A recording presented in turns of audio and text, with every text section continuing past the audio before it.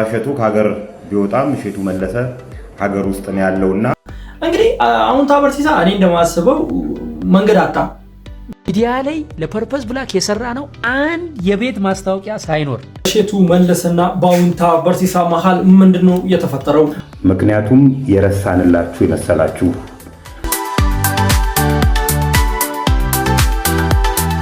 በእሸቱ መለሰና በአሁን ታበርሲሳ መሃል ምንድነው የተፈጠረው? በዚህ ቪዲዮ ከሀ እስከ ፐ እንመለከተዋለን። ለዚህ ቻናል አዲስ ከሆናችሁ ሰብስክራይብ ማድረግ እንዳይረሳ።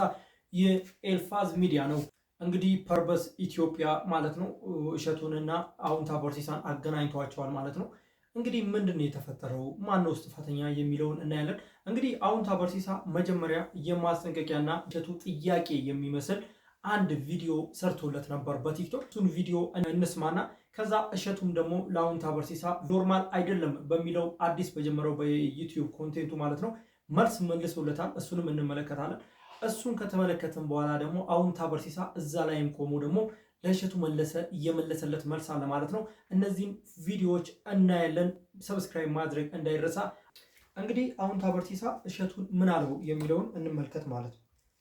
እንግዲህ መጀመሪያ አሁን ታበርሲሳ ይሄን ቪዲዮ ለእሸቱ መለሰ። የፐርፐዝ ብላክ ኢትዮጵያው ዶክተር ፍስሐ እሸቱ ከ1 ቢሊዮን ብር በላይ ይዞ ከጠፋ ነው ሰነባበተ። እስከ 30 ሚሊዮን ብር ቤት በሚሸጥባት አዲስ አበባ ላይ ከ1 ሚሊዮን ጀምሬ ቤት ገንብቼ ሰጣችኋለሁ ብሎ የማይተገበር የ3ዲ ዲዛይን እያሳየ ብር ለቅሞ እስከ 1 ቢሊዮን ብር ነው ይዞ የጠፋው።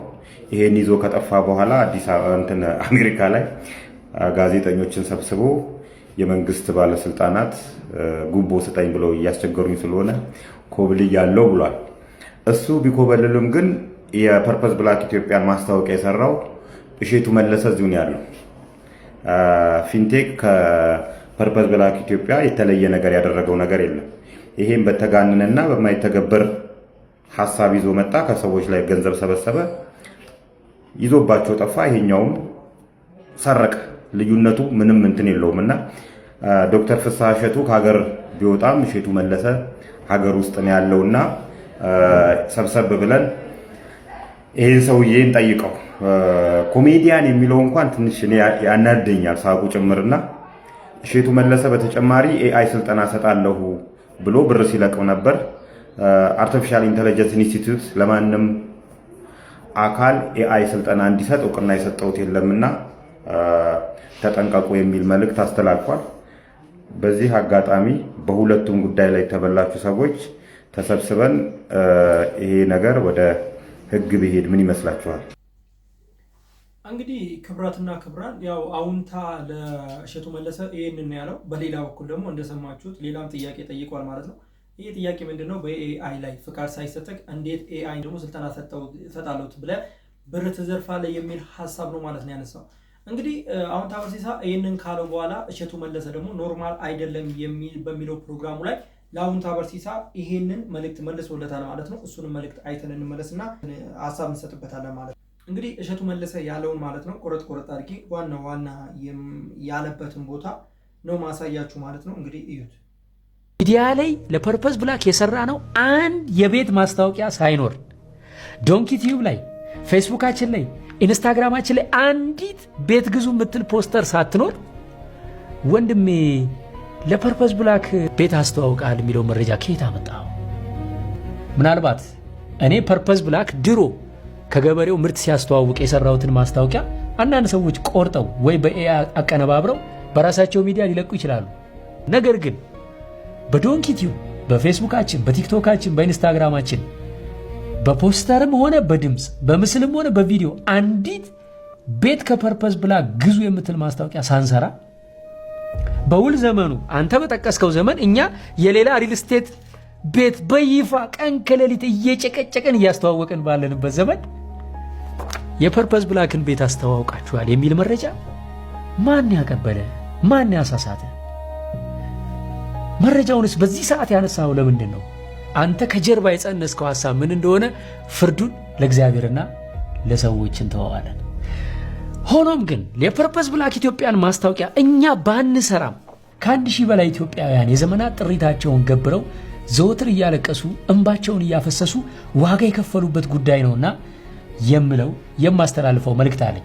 ይሄ መልእክት በዚህ ዙሪያ ለሚሰሩ የህግ አካላት በተለይም ለፌደራል ፖሊስ በቀጥታ እንዲደርስልኝ ሁላችሁም የበኩላችሁን አስተዋጽኦ አድርጉ።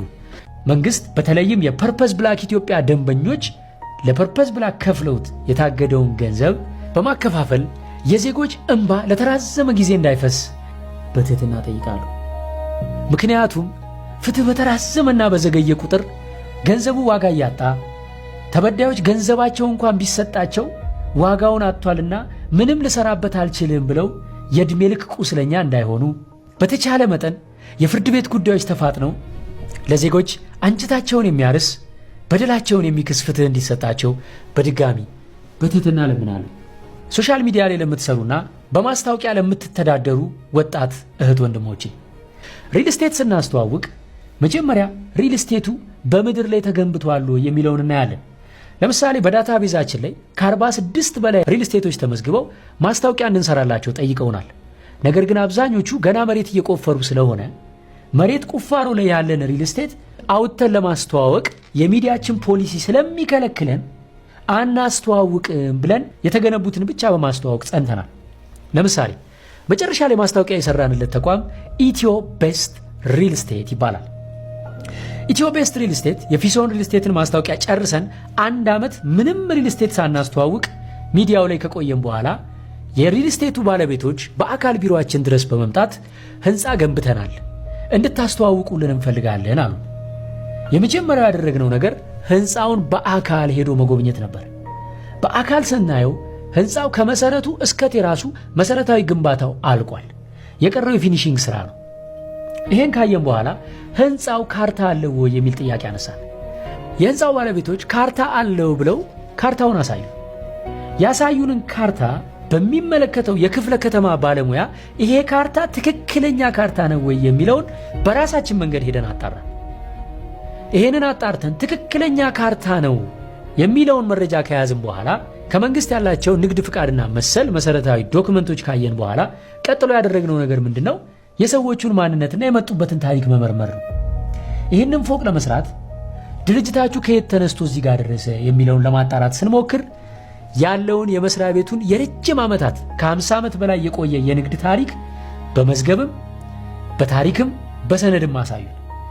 ሌሎችም ብዙ በርካታ ድርጅቶች ያሉትና ከሌሎቹ ቢዝነሶቹ ባገኘው ሀብት ይህንን ሪል ስቴት የሰራ እንደሆነ እንግዲህ ክብራትና ክብራን ያው እሸቱ የመለሰለት መልስና ሪል ስቴቶች ላይ የሪል ስቴትን ማስታወቂያ ሲሰራ ምን እንደሚመለከቱና ምን አይተው ማስታወቂያ እንደሚሰሩ ሰፋ ያለ ማብራሪያ ሰጥቶበታል ማለት ነው።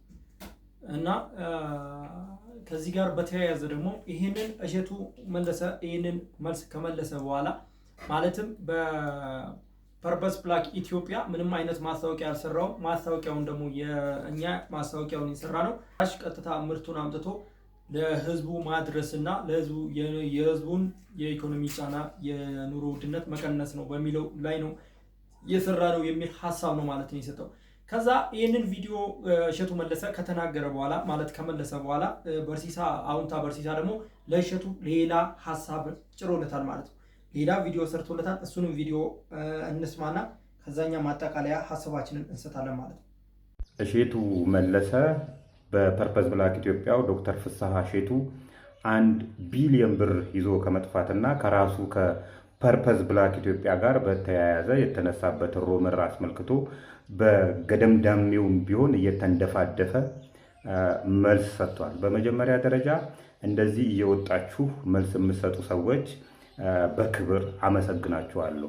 ምክንያቱም የረሳንላችሁ የመሰላችሁ አጭበርብራችሁ ሀብታም የሆናችሁ ሰዎች እንደዚህ እየወጣችሁ መልስ የምትሰጡበት ጊዜ ስለደረሰ የምትወጡና ነገሮችን የምታብራሩ ሰዎች በግሌ አከብራለሁ፣ አመሰግናለሁ። ነገር ግን እሸቱ መለሰ ከመለሳቸው መልሶች መካከል እኔ የሰራሁት ማስታወቂያ የፐርፐዝ ብላክ ኢትዮጵያን የፋርም ሴክተሩን እንጂ የሪል ስቴቱን ሴክተር አይደለም የሚል መልስ ነው የሰጠው።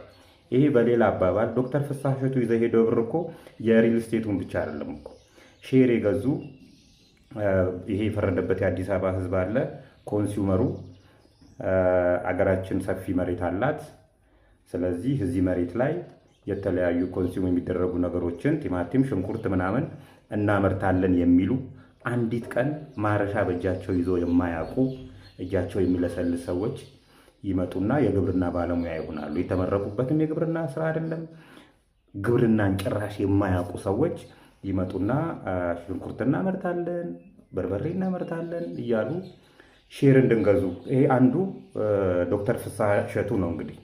በዚህም ኑና ሼር ግዙ አዲስ አበባ ላይ በርካሽ ዋጋ ከገጠር አስመጥተን ምናምን ብሎ ተንተባትቦ ህዝብ በልቶ፣ በተጨማሪም ደግሞ ሌላ የሪል ስቴት የመኖሪያ ቤት ችግር ስላለ ደግሞ 1.5 ሚሊዮን ብር ምንም መሬት ባይኖሩ ሜክሲኮ ላይ ፒያሳ ላይ መሀል ፒያሳ ላይ ቦታ እንኳን ሳይኖር ቤት ሰርቼ እሰጣችኋለሁና አምጡ እያለ ተቀብሎ ነው እጥብ አድርጎ አሜሪካ የገባው።